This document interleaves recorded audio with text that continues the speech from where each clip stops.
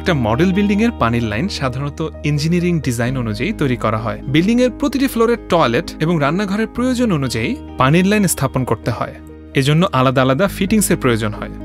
আপনাদের প্রয়োজনের কথা বিবেচনা করে আরএফএল বাজারে নিয়ে এসেছে বিভিন্ন ধরনের পুশ পাইপ ও ফিটিংস, যাতে করে আপনারা আপনাদের প্রয়োজন অনুসারে কিনে নিতে পারেন। এখন আমরা আপনাদেরকে উল্লেখযোগ্য আরএফএল পুশ পাইপ ও ফিটিংসের সাথে পরিচয় করিয়ে দিচ্ছি। আমেরিকান এএসটিএম স্ট্যান্ডার্ডে তৈরি আরএফএল পুশ পাইপের দৈর্ঘ্য 3 মিটার। এই পাইপ খুব সহজে স্থাপনযোগ্য, লিক প্রুফ, সীসা ও জংমুক্ত। আরএফএল পুশ পাইপের সাথে ফিটিংসের জয়েন্ট হয় শক্ত, মজবুত ও দীর্ঘস্থায়ী। এটি টি-শেপড ফিটিংস।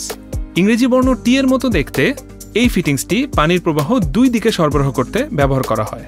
টি-শেপড ফিটিংস সাধারণত 3 ধরনের হয়ে থাকে: ইকুয়াল টি, ব্রাশ টি এবং রিডিউসিং টি। এখন আমরা পরিচিত হব এমটিএ ও এফটিএ ফিটিংসের সাথে। এটি এমটিএ বা মেল থ্রেড অ্যাডাপ্টার, যার বাহিরের দিকে থ্রেড কাটা, এবং এটি এফটিএ বা ফিমেল থ্রেড অ্যাডাপ্টার, যেটির ভিতরের দিকে থ্রেড কাটা। 2 ধরনের পাইপ, যেমন আরএফএল সিপিভিসি প্রো পাইপের সাথে আরএফএল পুশ পাইপের জোড়া দেওয়ার জন্য আমরা এই ফিটিংসগুলো ব্যবহার করে থাকি। এটি এলবো ফিটিংস। ইংরেজি বর্ণ এল এর মতো দেখতে এই ফিটিংসটি পানির ফ্লো 90 ডিগ্রি অ্যাঙ্গেলে ঘোরাতে সহায়তা করে। এই ফিটিংসটি সবচেয়ে বেশি ব্যবহৃত হয়। এটি কাপলার।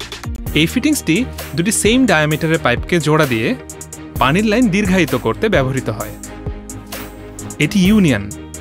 এই ফিটিংসটি 2টি সেম ডায়ামিটারের পাইপকে জোড়া দেওয়ার জন্য ব্যবহার করা হয়। তবে এই ফিটিংসটি ব্যবহার করলে আপনি চাইলে খুব সহজেই পাইপ দুটিকে আলাদা করতে পারবেন এবং চাইলে নতুন পাইপ দ্বারা প্রতিস্থাপন করতে পারবেন। এটি কনভার্টেবল বুশ। এটি একটি সহায়ক ফিটিংস যা অন্য ফিটিংসের সাথে ব্যবহার করে পাইপকে জোড়া দেওয়া হয়। এটি ক্রসটি। পানির লাইনকে 3 দিকে প্রবাহিত করতে এটি ব্যবহার করা হয়। এটির ইনলেট একদিকে, তবে আউটলেট 3 দিকে।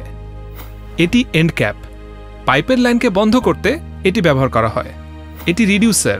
এটির মাধ্যমে বড় ডায়ামিটারের পাইপকে ছোট ডায়ামিটারের পাইপে কনভার্ট করতে ব্যবহার করা হয়। এটি বল ভালভ। এই ফিটিংসটি খুবই গুরুত্বপূর্ণ, কারণ পানির সরবরাহ নিয়ন্ত্রণ করার জন্য এই ফিটিংসটি ব্যবহার করা হয়। এটির মাঝখানে একটি বল থাকার কারণে এটির নাম বল ভালভ। এটি ট্যাঙ্ক কানেক্টর। ট্যাঙ্ক থেকে সরাসরি আউটলেট বের করার মাধ্যমে এটি পানি সরবরাহ করে থাকে। এই ফিটিংসটি ব্যবহার করলে অতিরিক্ত একটি এফটিএ ব্যবহারের কোনো প্রয়োজন পড়ে না। এটার নাম পাইপ ক্ল্যাম্প। এটি দেয়ালে পাইপকে শক্তভাবে আটকে রাখতে সহায়তা করে। প্রতি 1 মিটার পরপর এটি ব্যবহার করা ভালো। এবার আপনি আপনার প্রয়োজন অনুসারে আরএফএল পুশ পাইপ ও ফিটিংস কিনুন আপনার নিকটস্থ দোকান থেকে, আর লিক প্রুফ থাকুন আজীবন। RFL push pipe and fittings, পাইপের বস, না কিনলে লস।